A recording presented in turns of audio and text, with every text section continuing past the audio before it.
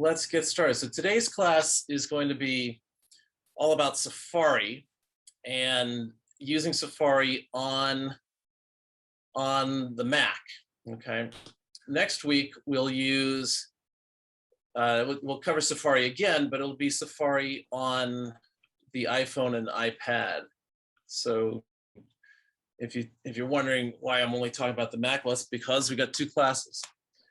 Okay, so I'll just take a minute to tell you a little bit about me, why I'm giving this class and not somebody else, because this is what I do. All I do for the last 30 years is teach people how to use their Macs better, how to get more done with their hardware and with the software they already have. So I also help people use their iPhones better. And I do this in person, I do it remotely, and I do it on my website, christianboyce.com, where there are several hundred Mac and iPhone how-to articles, so you can help yourself over there. Okay, and remember the link that you got for today's meeting gets you into the other meetings this month. Okay, now I am sharing my Mac's screen, and I'm using a 13-inch MacBook Pro, and the odds are pretty good that your screen is bigger than mine, which is great. So when I'm sharing the screen, you will see across the top, it'll say you're sharing Christian Boyce's screen, and to the right of that, it'll say View Options, and you can choose to expand my screen to fill your screen so you can see things even larger, or at least you can do 100%, okay? And I'm also going to make the cursor bigger, because if you see the cursor I have right now, it's pretty small. Make this bigger, and this is a little bonus tip that you get to learn how to do right now. All right, so I'm gonna make the cursor bigger, and you can see how this works if I can find my cursor. Okay, so small I can't see it either. Here it comes. All right. So to make the cursor bigger, we'll just go into System Preferences. We will go to Accessibility, and we will go to Displays, and we will make the cursor bigger. That should be big enough for you to see. Okay, that's great. Okay, so let's get started. You don't need to take a lot of notes because, as was mentioned, the meeting is being recorded and you can go watch it again. So that's that. So just sit back and enjoy. So I want to talk about how we're going to approach this. You can't really go A to Z when you're learning how to use a program like Safari, because there's really no beginning and no ending. So what we're going to do is we're going to kind of start in the middle with a little spot of knowledge, and then we're going to build out layer until in the end we've got a whole bunch of connected things that give us this big basketball of knowledge. So what I want to start with is something that we all do. One of the first things we do with Safari or with any web browser is we do a Google search. So I'm going to come down here. I'm going to start up Safari. This is a very plain Safari here because I've stripped out all of the customization that I might have done ordinarily. Okay. So here's what we usually do. And I'm going to make this, I'm going to have to move my screen a little bit because I think you can see that I'm kind of a host of the meeting too. So the waiting room stuff is on top. So what normally we do, and I'm going to do some things wrong so that you can then see later that there's a better way. So what we usually do if we want to do a Google search, the normal person goes up here to the so-called smart search bar and they type in google.com. Then they go there. Then they type in what they're looking for down here. And I'm gonna do that. I'm gonna search for Apple Mac news articles. This is kind of stuff I want to read about.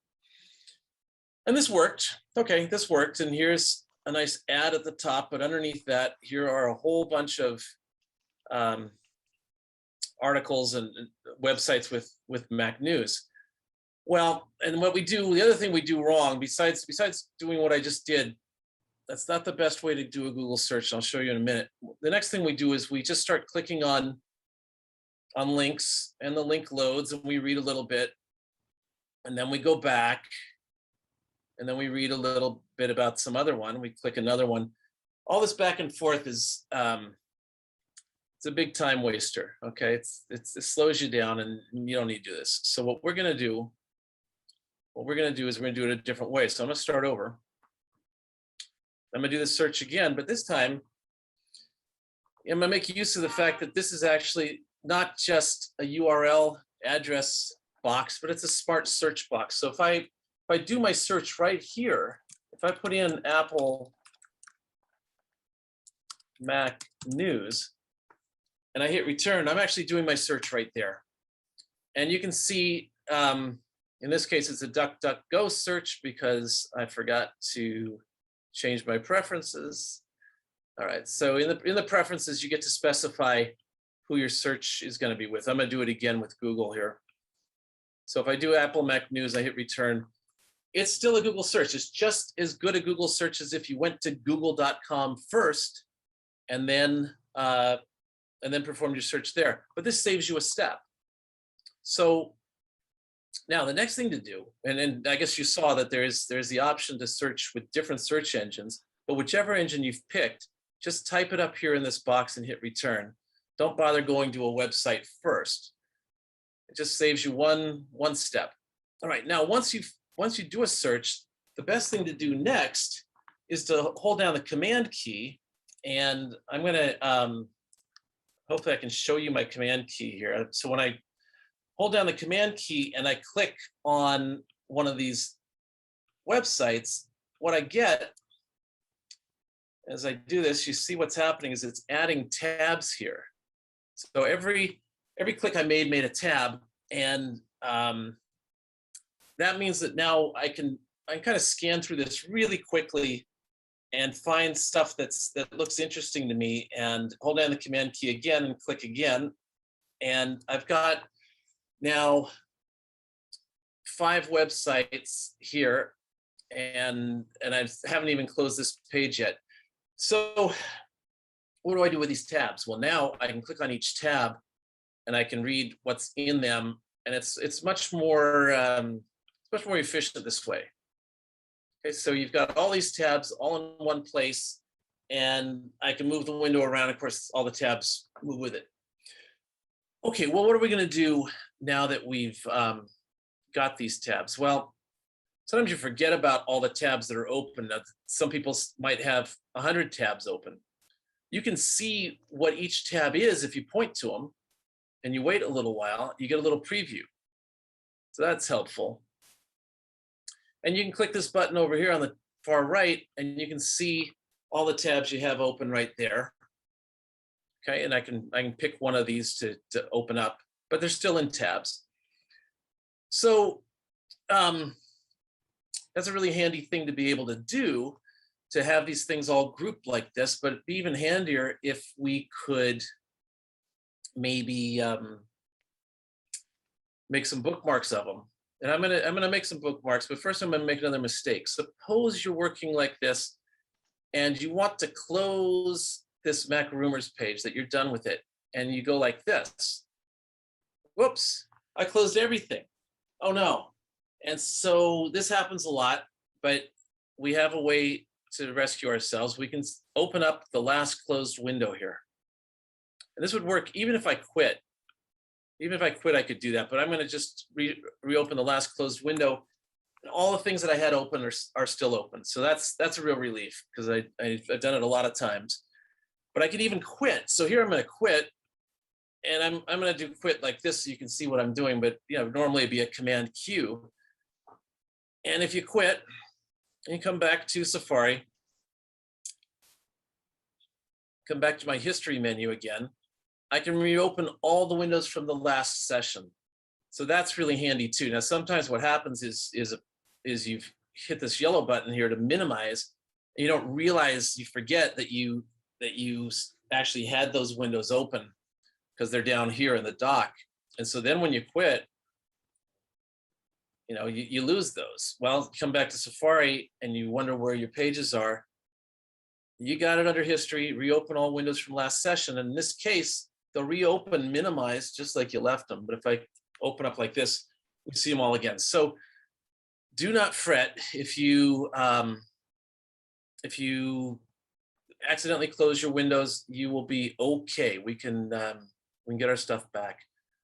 So now what I'm going to do is I'm going to I'll make some bookmarks here. Okay. So let's say we really like this MacRumors website and I want to make a bookmark. There's all kinds of ways to make bookmarks. And this is probably the best way here, because this button here, this is the share button. This is the button you would use right here to add a bookmark. And when I do, it makes a bookmark, gives me a chance to tell where it's going to go. I like where it's going to go, the favorites. And I do have a chance to name it. We're not going to name it this time. That's a mistake too.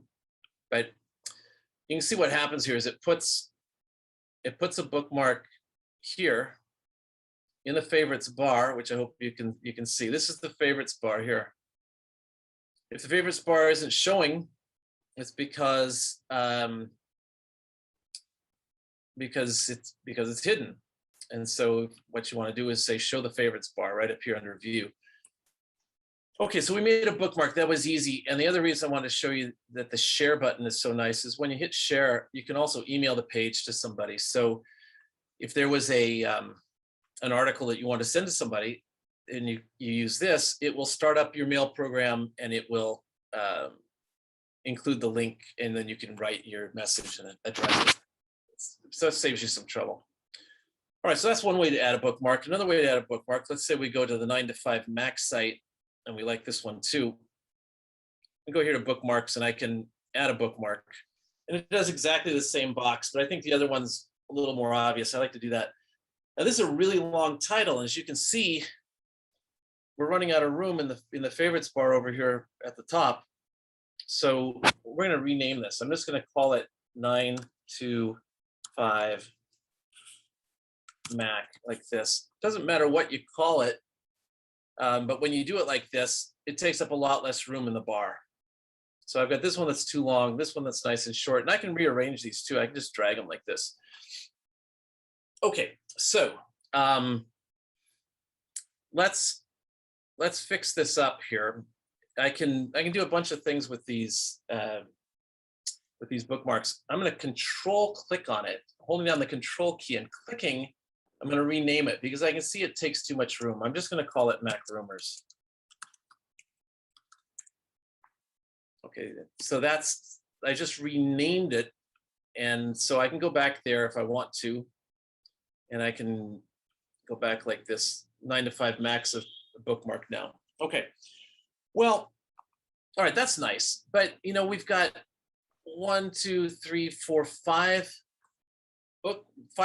tabs open here, and this might be reading that I want to do as a group, maybe every day. I want to open up these Mac websites and flip through and see what they've got. And I don't want to have to click 5 bookmarks to do it. Well, what we can do in the bookmarks menu is we can add bookmarks for these tabs. Now it actually tells you how many tabs you have open. And I just said 5, but it's saying 6 because one of the tabs was my original search here, my Google search. Well, I'm going to do it anyway. And I'll show you how we recover from that. So let's add a bookmark for these 6 tabs.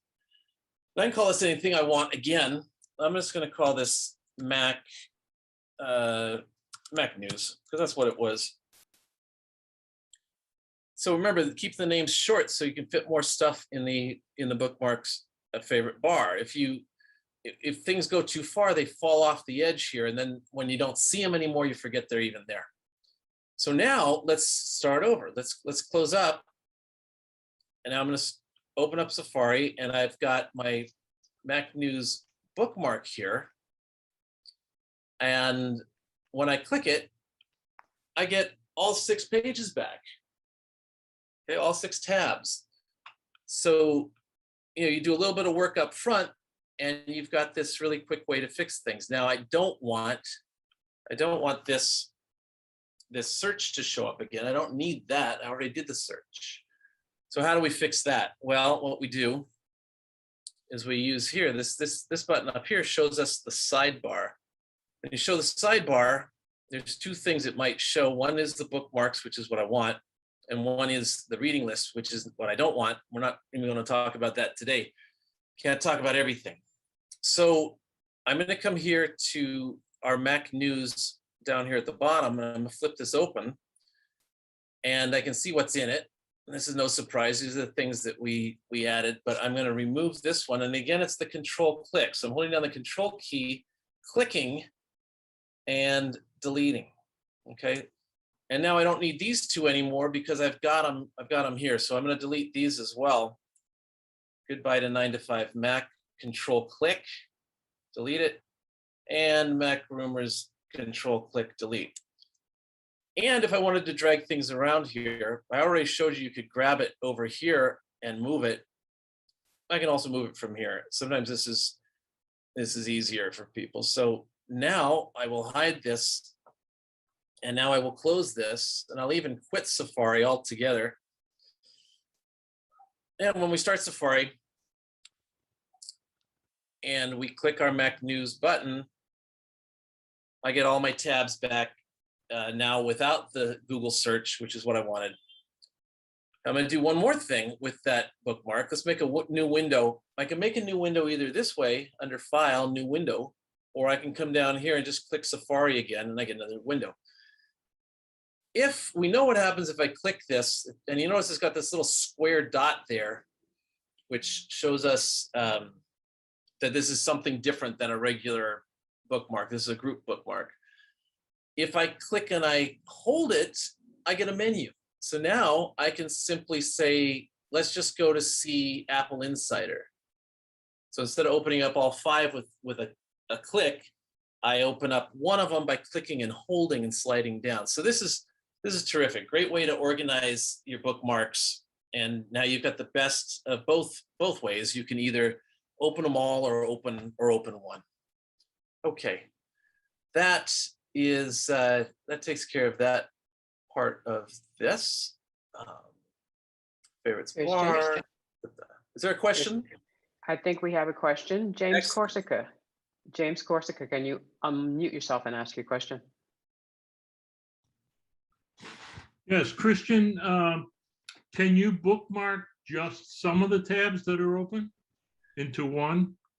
Not that I know of. I think you'd have to get a window with just those tabs open. Okay. Or we go through and clean it up like I did after the fact. Okay, now I want to show you a good question though. I showed you how to use the control click to do a few things. Control clicking is awesome. There's control click. When you hold the control key down and you click on things, the menu that you get, the options that you get, have to do with what you clicked on. So the menu knows the context where the click occurred. So let's do some more control clicking. One thing I like to do is when I'm reading these articles, you can see, like here, I'll read this article, and it's a little too small. The text is too small. I want the text to be bigger. If only I had buttons up here that would make the text bigger. That's what I need. So I'm going to control click. Okay, I'm holding control again. I'm going to click in the toolbar. So the toolbar is the part up here at the top. It's got our smart search bar in the middle, but I'm going to hold down the control key and click where there's no button. I'm going to choose customize toolbar. So if you just click, you don't get anything, but if you hold down the control and click, you get customized toolbar. So let's customize it. And you get all these nice options, and one of them here is zoom. So I'm just going to grab these and park these buttons where I want them. And I think I'll use another button here, this one that says autofill. This can be handy too when you go to a website and you need to fill in a form. This will read from your own contact in your address book, in your contacts app, and it'll fill in the form. So that's nice to have. And that'll be enough for me for now. So if I messed this up, if I didn't like it, I could always grab this standard toolbar, the one that's down here at the bottom. I could pull that back up too. But now I've got a nice button. So let's say if I'm going to read this article here, I can click this button and you see the text gets bigger. And if I need to get smaller, the text gets smaller. Okay, so it's nice to know how to customize the toolbar. Everybody's going to have a different way of doing it. But when you are customizing the toolbar, you can put the buttons anywhere you want. So in fact, if you hold the command key down, here's the command key. If you hold down the command key, you can actually move things around right here on the bar. Okay, now, Christian, I have yes. a quick question for you from Peggy. Peggy, Peggy. can you unmute yourself and ask your question? Is there a command to make the favorites list alphabetized automatically? You know, there is, and I forgot how to do it. I've done it once. I did it once. Well, keep going. We'll research it and get it back to you, Christian. I know, I could give you the feedback. Go ahead. All you need to do is go into the bookmarks menu up at the top, and then edit, and then in favorites, control click, and it There it says is. sort by name. There it is. Excellent. Thank you so much, Frank. You're welcome. Okay, I'm going to turn the rest of the meeting over to Frank. All right. So now you can see what we've done here. We did a search. We ended up talking about tabs. Well, I'm going to do one more thing with tabs. I'm going to go to the Naples MUG site here, and there it is. Let's say you want to do more than make than just make a bookmark. Maybe you want this to always be hanging around so it's got easy access. What you do is you grab, here I've got a window with one tab.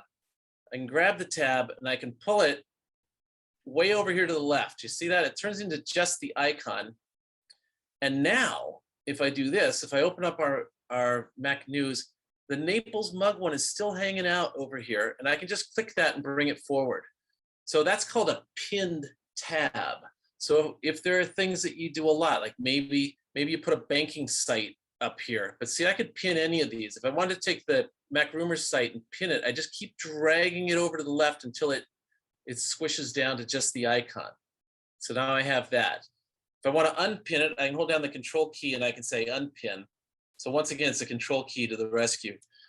But the pinning a tab is nice. So you might have, 2 or 3 or 4 websites that you go to all the time, and it's even more obvious that they're ready for you because it's a little bigger target. It's just more fun to click the big thing. If I quit Safari and I come back, you'll see that every new page I make still has my pinned tab. Okay, so it's still there, just a click away. So that can be extremely handy. Okay, so now we're going to, I want to go back to our searching. When we did our search up here in the Smart Search bar, we got whatever search engine was set in the preferences. So you should just know that if you want to do something other than Google, under Safari, in the search section here, you have a whole bunch of search engines. And by default, it's Google. And it's Google by default because Apple gets paid by Google to do it. But it's still a good search engine. DuckDuckGo is real good too. So that's strictly up to you. Everything's going to work the same. It's just you're going to use a different search engine. Okay, so now let's talk about what happens when we open up a new page in Safari. This is what we get typically when we open up a new page in Safari. This is Safari 14 point something or other. I can see up here, I'm using the latest operating system, Big Sur, but this is also the Safari that you'd get in Catalina too. So if you're using that, that's fine. So this is what you get though. This is the default start page. And you can customize it. Down here, there's these little slider things. They're not sliders, they're a button. When you click on it, you can see the different things you might want to include in here. But, you know, this turns out not to be that handy a page for me. So what I do is I find some other page that I like, that I know I'm going to go to, and I make that my start page. So the page that I like is news.google.com, and you can see they've already finished typing it for me. I'll just hit return. And this is a good page because it has news from a bunch of different sources. So I get a lot of different perspectives on every story. And it's updated constantly. You can see it's from all different places. Here's stuff from the New York Times. Here's stuff from Fox News. Here's stuff from CBS News, stuff from The Guardian, Yahoo News, and so on. So you really get a more rounded picture of what's happening. Well, if I want to make this my start page, I come here to Safari, and this is another one of those times where I'm going to make a mistake, and you're all going to laugh, except I'm doing it on purpose. So, because I think this is the kind of mistake people are going to make on their own. In the general section, we have this great opportunity here. It says homepage, and right now it's an Apple page. I'm going to say set to current page. And so when I click that button, it puts in all the stuff that it puts in the URL of the page I'm on, and this looks great. So now let's close this up. Let's make a new page. And what happens? Exactly what happened before. Okay. Why did this happen? Well, because you have to do this kind of two-step, or this Texas two-step that Safari makes you go through. Here it says Safari opens with a new window. Well, that makes sense. I don't want Safari to open up every window from last session, or even the private windows. I don't want to do that. I want it to open a new window, but what do new windows open with? The start page. No, I want them to open with a home page, which I just set. So now if I open up Safari, I get my page. Okay, so I'm straight into the news. I don't need it to be Google. That's not a great page because I know I've got a Google search right here anyway, up here in the smart search bar. Now, speaking of the smart search bar, I'm going to teach you a keyboard shortcut. Great keyboard shortcut. One of the real time wasters for us is moving the cursor around and clicking in the search box up there. Well, I'm just going to do Command L. So here's the Command key. You know that one, right next to the space bar. Command L, and it jumps right up there. And I think L is for location. But anyway, it hops right up there, and it's highlighted the text. So now I can type anything I want. So if I wanted to go to another web page, like, I don't know, let's see if this Christian Boyce guy's got a website. See if he can type there.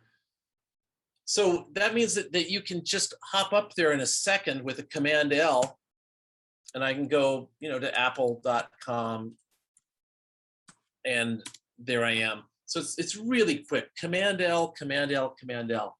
You do that a couple of times, and you'll never go back to going up here and clicking. Okay, so we made the mistake on purpose. Now, you know what else might be kind of nice? Might be kind of nice if I had a way to get back to my home page in a one click. Well, there's no home page button on the toolbar, but there is a control key to hold down. If I hold it down and do customize toolbar, find my home. I know there's a home button here somewhere. I just got to find it. Here's a house. That's a home. So I'll park this up here. So now, no matter where I am, I can click this little house, take me back to my home page, the home page that I made. So very handy. And of course, this stuff is available in the menus, but it's so much nicer to do it with a button because it's more front and center when you see it that way. Okay. So speaking of smart searches and the smart search bar and Command L and all that stuff, let's find out why that's so smart. Now, it used to be, once upon a time, all this bar up here was good for, the one that I get with Command L, all that was good for was typing in the exact URL of a web page, and then you hit return. Now it does a Google search, as we've seen. We can see that, but we're also going to see that it's even smarter than that. So while I'm up here, I'm going to look, let's say I want to know what the weather is. And so I'm going to start typing in Los Angeles. I'm going to type a W for weather. They've already guessed that I want the weather for Los Angeles. I didn't even finish typing. You see the light blue shows that they were guessing I wanted weather. I didn't have to type that, and I didn't have to go to a web page either. I could say, I can see it's 68 degrees, high of 84, low of 64, partly cloudy, and I could just look out the window right over here. That would work too, but that's not a very good example to look out the window. So let's do another one. Suppose we want to know how the San Francisco Giants are doing today. So I can start typing San Francisco, and they've already guessed, and they're showing me that they're playing at 12:10 today. If the game was already underway, they would show me the score. And see, I didn't even finish typing. Now, if I didn't want San Francisco Giants, it's what I wanted was 49ers, I could keep typing, and now they show me their schedule. And if that's not the right thing, I could have typed a W, they would have shown me the weather. So this smart search really is smart. Let's do something else. I'm going to, I'll do Command L again. Suppose you want to know how your Tesla stock is doing today. I can just type the symbol, and there it is again, live Tesla stock, okay? If you want to know how Apple's doing, we'll just do that too. And now you see they think I'm going to go to the Apple Insider. I'll just hit the space to finish it off. And there's Apple stock. Okay, so really smart. I'll do one more thing that's smart. Suppose you are trying to see how your flight's doing. Maybe you've got a friend coming in, and you want to track their flight. Well, so if it's a Southwest flight, you could do it like this. You can say Southwest, and I'll just let's see. This is a flight that I know it's coming. So if you want to know if someone's flying from Austin to Denver, you can see that they've arrived. Oh, they're early. Okay, so you better get to the airport if you're in Denver. Go pick up your friend. So if you actually know that Southwest puts WN in front of all of their flight numbers, then you can put in that whole thing in. You don't have to type Southwest. And here's the one from Texas back to here. So I can see the one that it's coming. All right, they're en route here. They're early. They're going to land at Terminal 1, Gate 14. And there you go. They've departed and they're on their way. So that's the smart search bar, and it really is smart. And if it isn't something like that, maybe it's something like this. Suppose you want you just want to know where the capital of Venezuela is. If you got to spell it, of course, and already they know Caracas. So, boy, is it smart! It's really smart. Okay, so now there's one other thing that we do when we're searching. Actually, there's two more things we do when we're searching. One I want to do real quick here is I want to search on this page and see if there's anything about the earthquake in Mexico. So I can just do Command F to search this page, and you see up here there's a box for me to type, and I'll just put in earthquake, and indeed they found this on the page, which is great. Saves me the time of scrolling around to find it. Now I can go read about this earthquake. So Command F is searching on a web page for certain words, and this can be super handy too, especially if it's a long article. All right, now what else do we do what else do we search for? Well, we search for passwords. So, when you go to a website and you sign up for something and Safari asks you to save the password, you should say yes. So I'm gonna say yes here. I'm gonna go to Ryobi Tools. I know that they will let you sign up to get newsletters and stuff. And so these guys will send me news about their products and their batteries and such. So let's do that. So when I go to sign in here, I'm in a box, and I'm going to say I don't have an account yet. So now I'm going to put one in. I'm going to make one up here. This is one of my email addresses. Okay, and I know my name here. I should use my little fill in button, but it doesn't, this Mac doesn't know my name yet because I basically, this is a brand new stripped down Mac just for the class. Okay, so but ordinarily that's what you would do. You click this button here and it would just pour right in. Okay, password. Well, they'll make a password for me. If I click here, this is Apple suggesting a password. You can't even see it. You can see the beginning of it. But Apple's made this big long password. Now, I don't need to know what it is because they're going to remember it for me, and it's going to show up when I need it to. But I'm going to show you how you can find out what it is anyway. So here I've signed up. Oh boy, let's tell them about their traffic lights here. Okay, now we're done. Okay, so I created this account. Now, if I click up here, now they want me to sign in right away. All I've got to do is click here. That fills in, and so does this bottom part.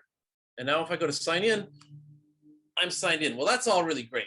But let's say we're going to quit here, and I'm going to come back to Safari, and I'm going to say, gee, I wonder what that password was. Well, we can find that password. Now, where the password really is in the keychain. The keychain gets unlocked when you log into your machine.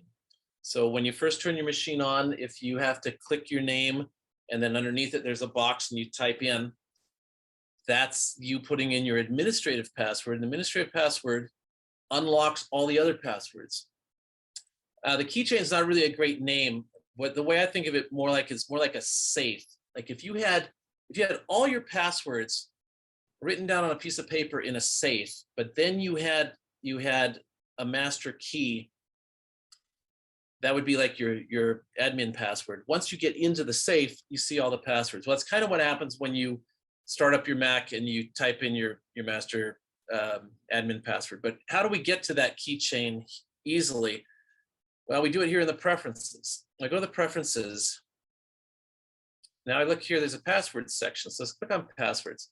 Now they won't let just anybody get in here. So this is a security thing. You need to have this. Otherwise, people who had access to your computer would be able to see all your passwords. So you have to know your admin password. And so you supply that here.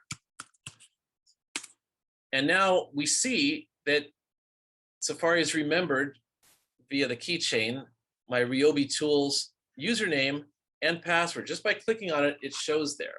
Okay. So this is super handy. So when you forget your passwords and you wonder, what are they? You're going to have a whole list of them here, and you can go up here and search, so you narrow things down. But I think you'll be surprised at how many things are in here. Very, very, very handy stuff. And I'll be changing this password because I don't want you all sending me power tools in the mail now that you see what my password is. All right. Actually, we didn't put any credit card information in there, so I don't mind. Okay, is there a question, Cheetah? I got a quick question for you. Awesome. There have been times when I have not allowed Safari to save a password.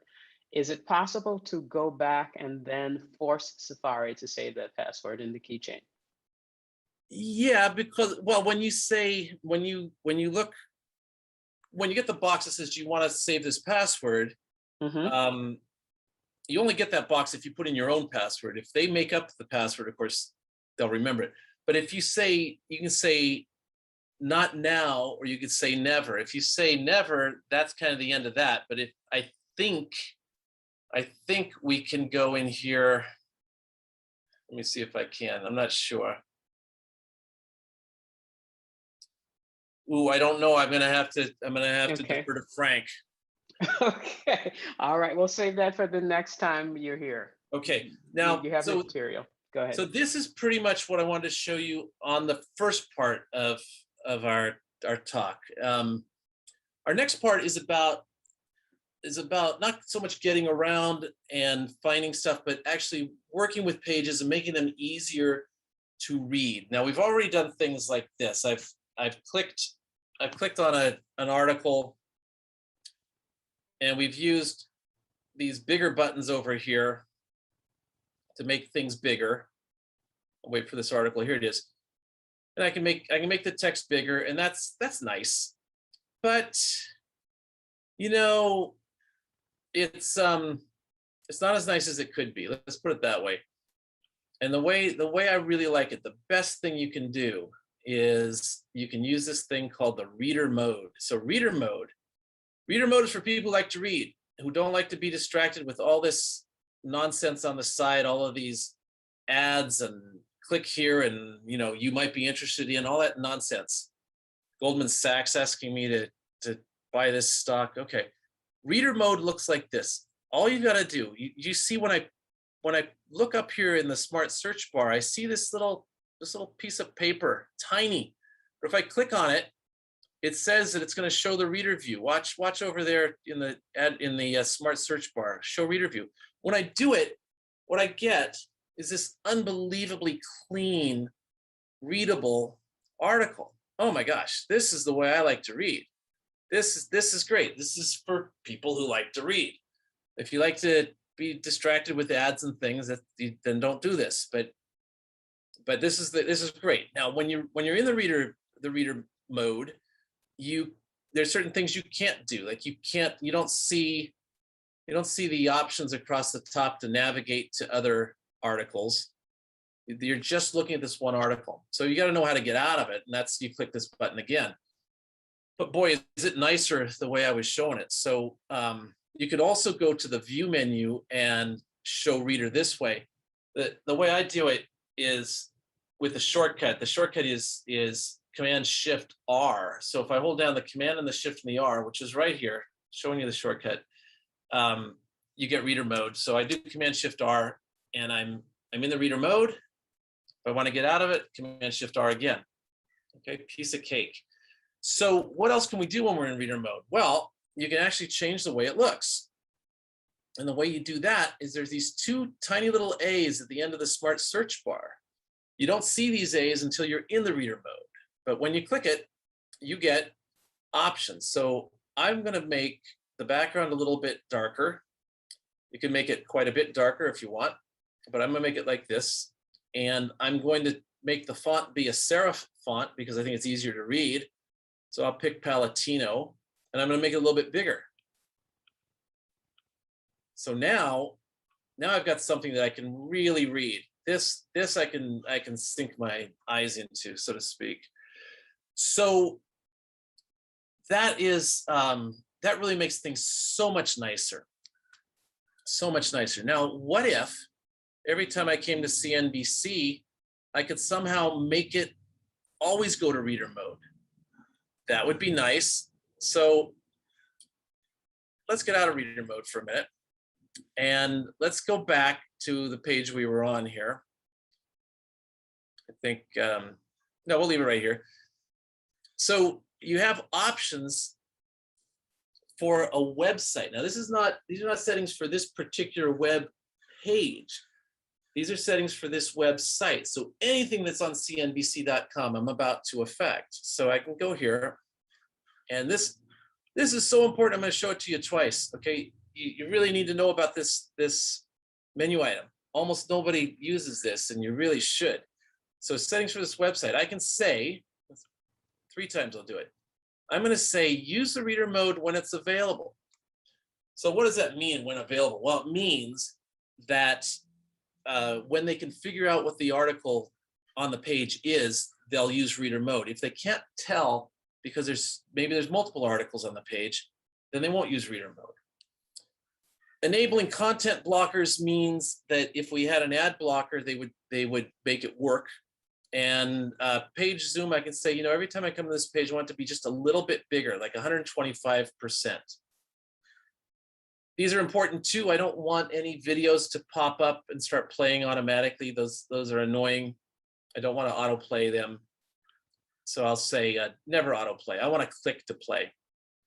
Okay, so now what happens? Well, let's go up to our smart search bar. I'm going to go to CNBC, go to their home page.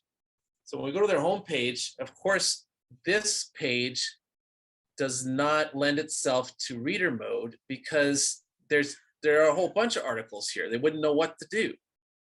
But if I click on an article,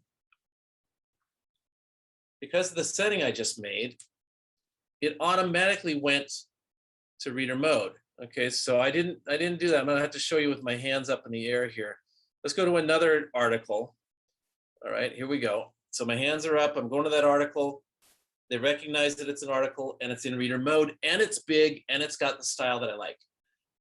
So, boy, that's nice. So remember about reader mode, okay? I think you're gonna use it all the time. I certainly do.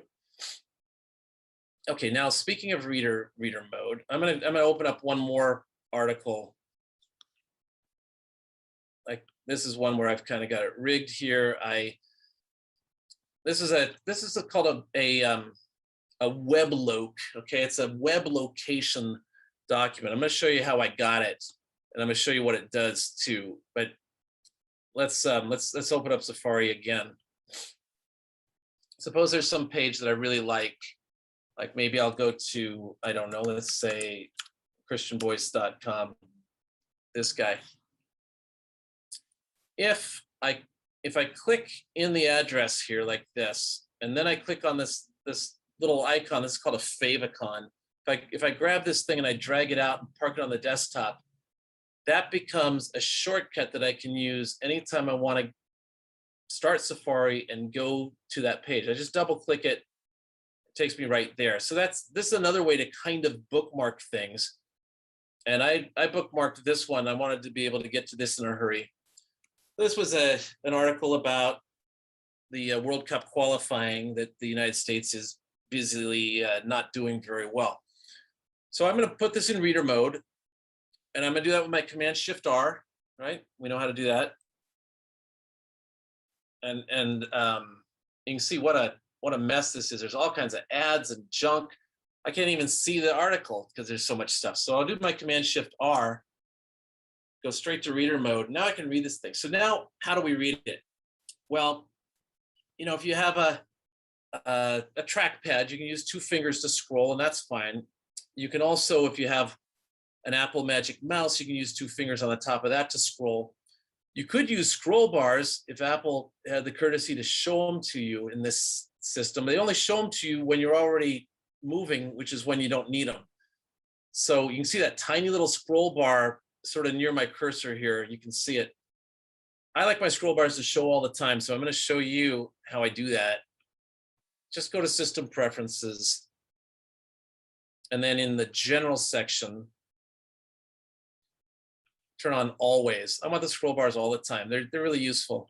And if you happen to be my mother, I already did this for you, so you don't have to do this. Okay, any Mac that I set up, that's what I do. I always set up scroll bars, always showing. So now I can grab the scroll bar if I wanted to, and I could scroll this way. But that's tricky because it relies on some precision grabbing and dragging.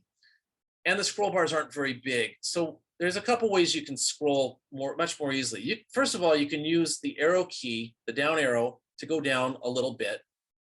And this is just a line at a time. And that's probably rather inefficient. And of course, up to go back up.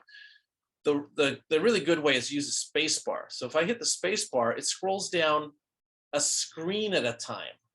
So you can see here, let's look at what's the last line here. Right now it says, what's that?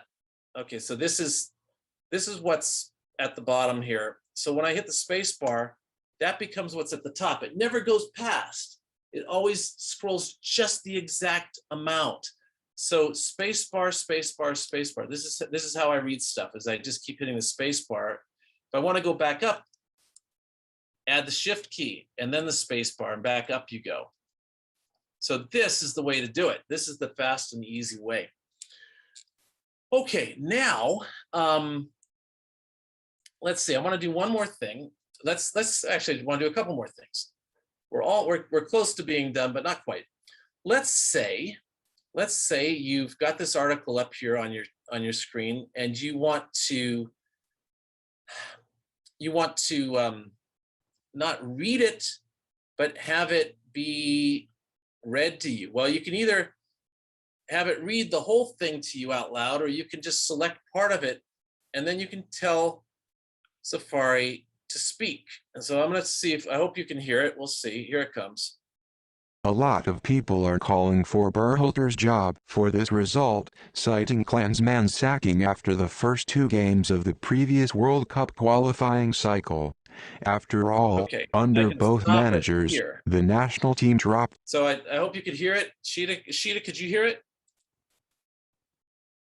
Yes. Yes, good. Okay. So if you have a longish article like this and you want to know what's in it, but you don't want to read it, you can just tell Safari to speak it. If you don't select anything, it just starts at the beginning. If you want to skip some things, you can just select the parts you want to speak. So that's kind of fun.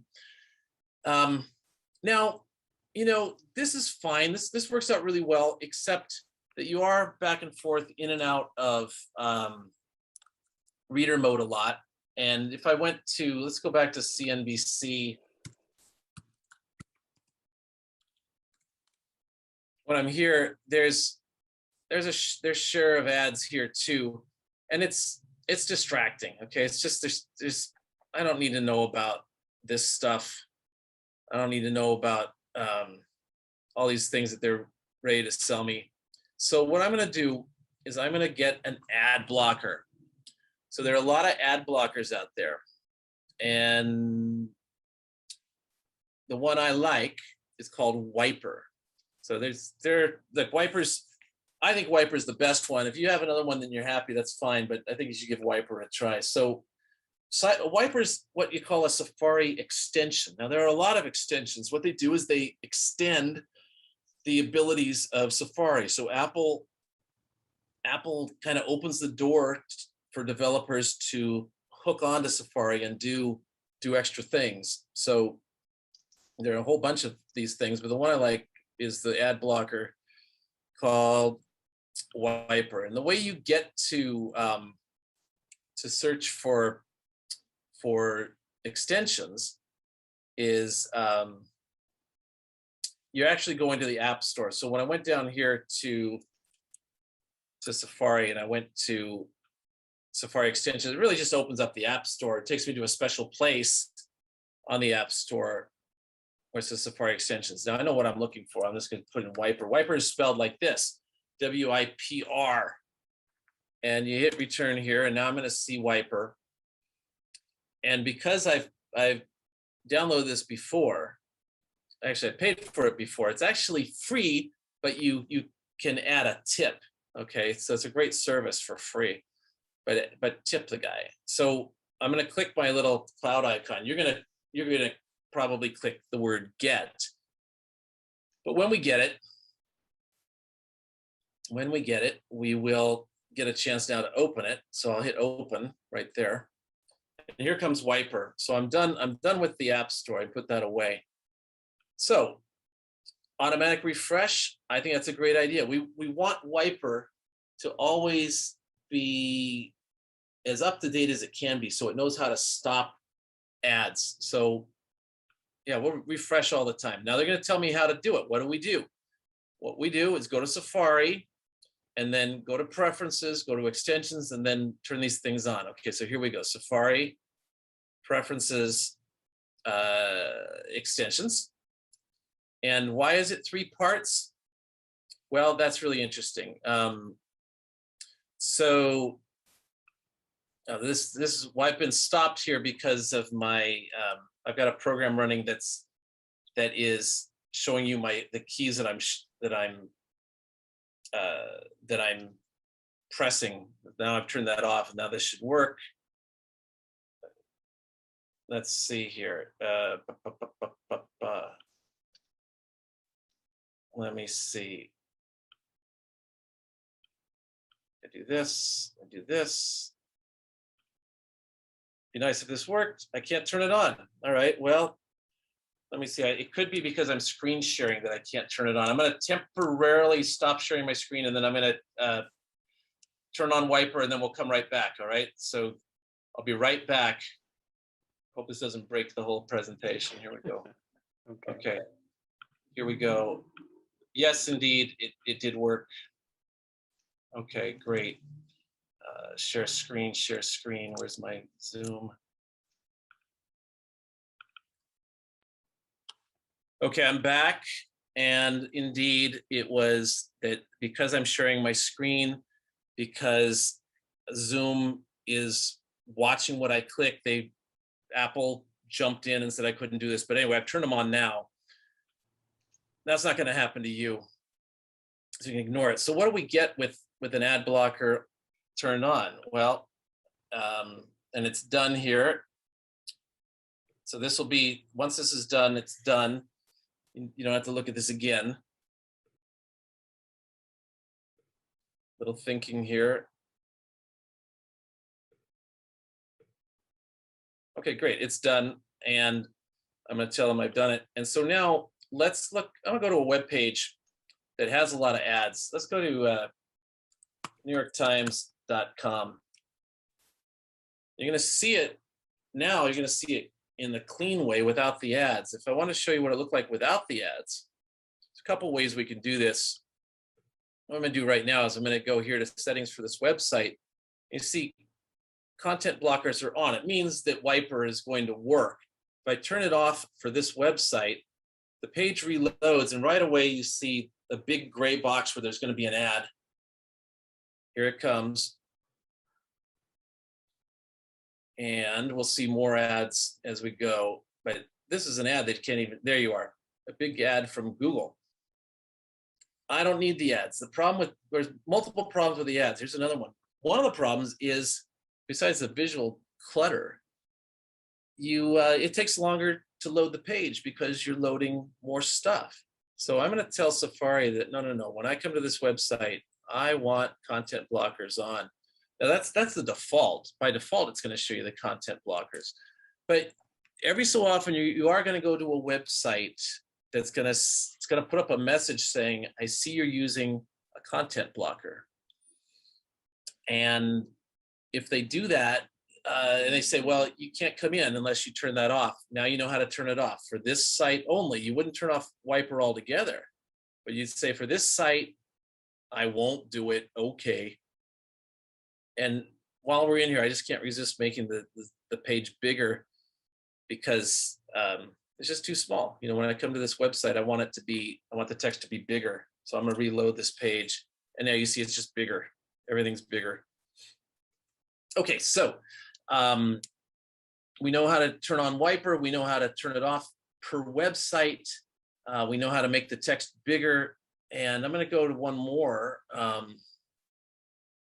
Yeah, I'm going to do one more website with Reader, and you'll see how great this is.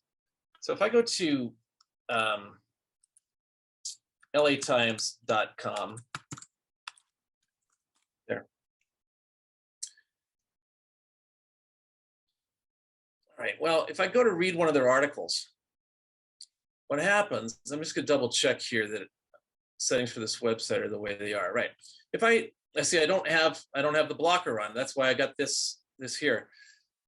I'm gonna tell it that for this website, enable the content blockers. But what happens is if I go to one of these articles, right away, I'm gonna get interrupted here. I've got the subscribe now thing down here. And I think and right away here, I've got this. I'm not interested in this either. And if I see 3 or 4 articles in a month, all of a sudden they want me to subscribe. Well, this is sort of unofficial. You didn't hear it from me, but supposing I said here to always use the reader view when it's available. Now, all of a sudden, if I go back to the original LA Times page, this is where it started. I go pick an article, it's going to jump right into reader view, and it's going to skip that pledge drive message that was asking me to subscribe. So that's pretty cool. Now I'm going to do one more thing. This is actually my last thing. We're winding it up, but let's say we want to get out of reader mode here. And actually, I'm going to have to go to a web page I can actually read. Okay, so here's a web page, and I want to translate this into another language. Now, in this case, it's already English, and I'm going to translate it to something else. But sometimes you're on a web page that's in French, and you want to turn it into English. You can do this stuff. So here's what you do: you go to the View menu, and you go to Translation. Now, you're not going to see any of these things because, well, I'm just going to go straight to Spanish anyway. Here it goes. So if anyone can read this, that would be great. I'm going to actually select it, and I can speak it, and we'll see how the Mac can do speaking Spanish. Inverted question mark KSSO. Inverted question mark. Donde está lo que aprendemos? Wow, bad Bueno, Spanish. subió al día siguiente.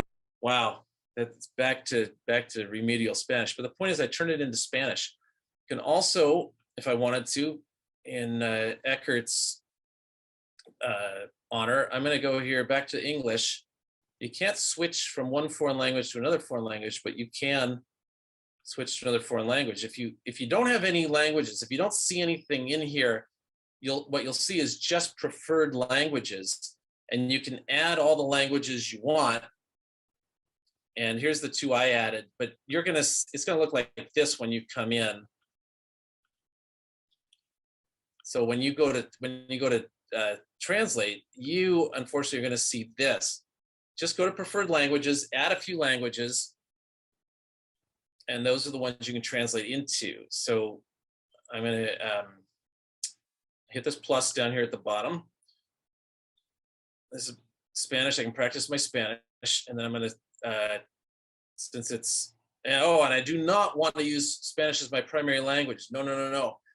I'd be lost. So we're going to use English still. And then finally, because it is Eckert's birthday, we're going to translate this stuff to German. And I'm still going to not use German as my main language. I'm going to use English. So now that's how we get things into this menu under View. So I translate this page to German.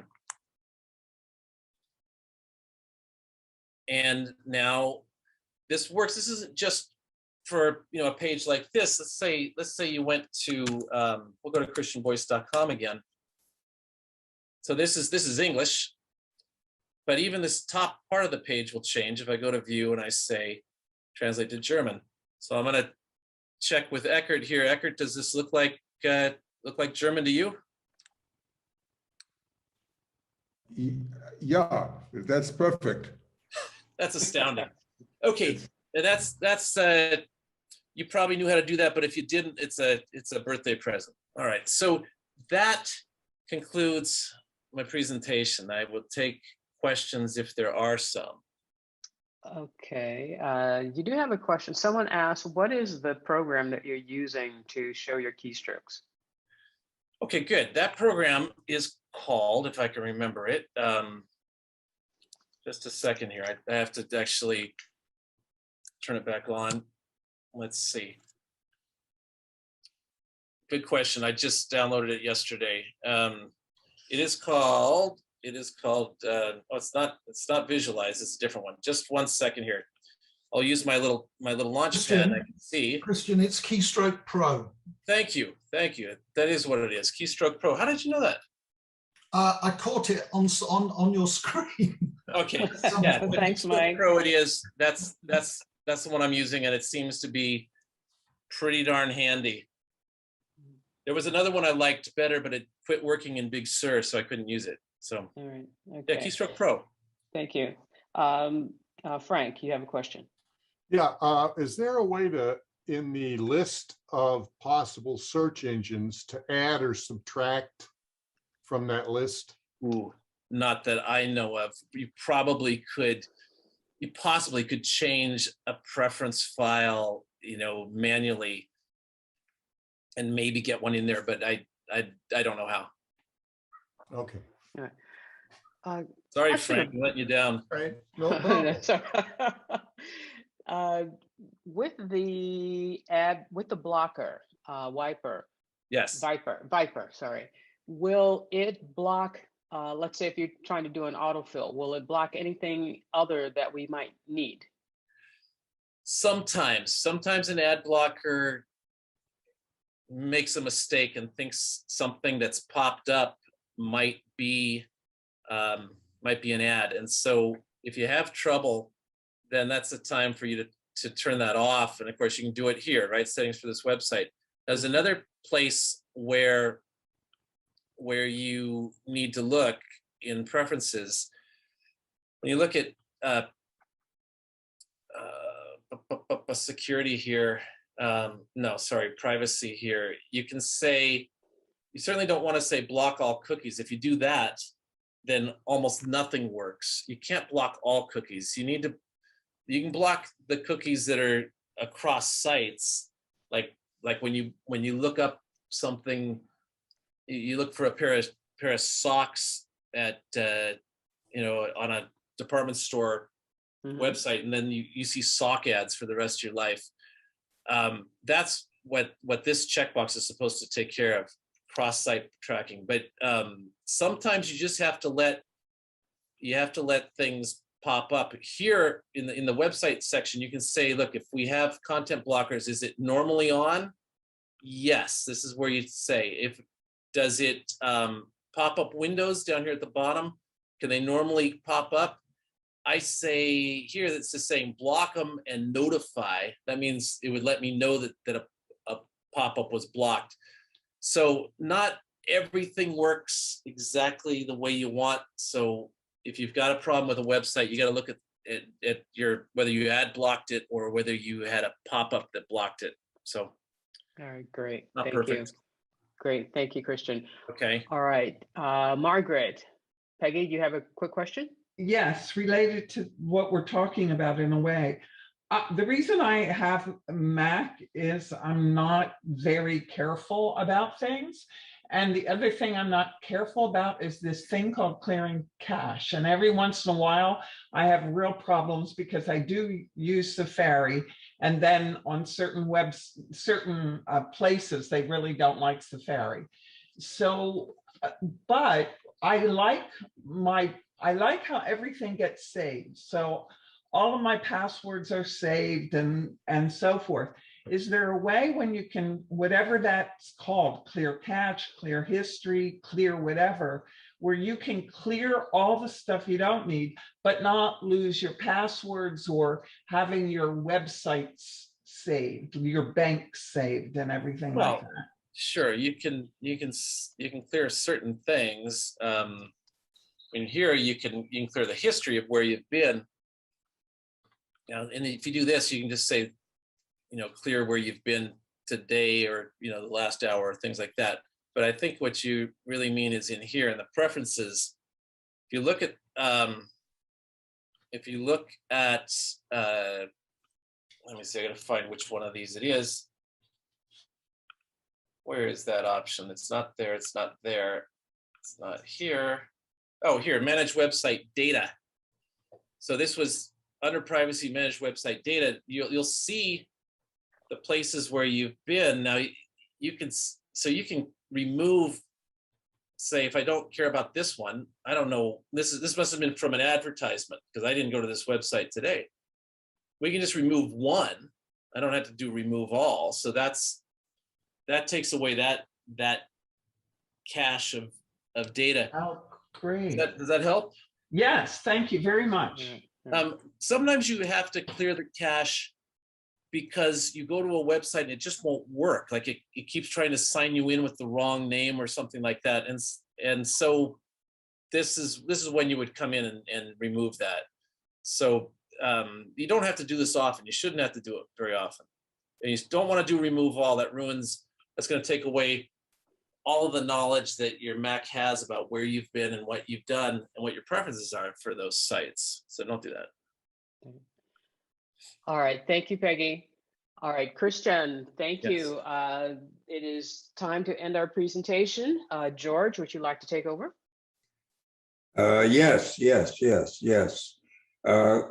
Christian, thank you very much. This was a great, outstanding meeting, lots of good information. We really appreciate it.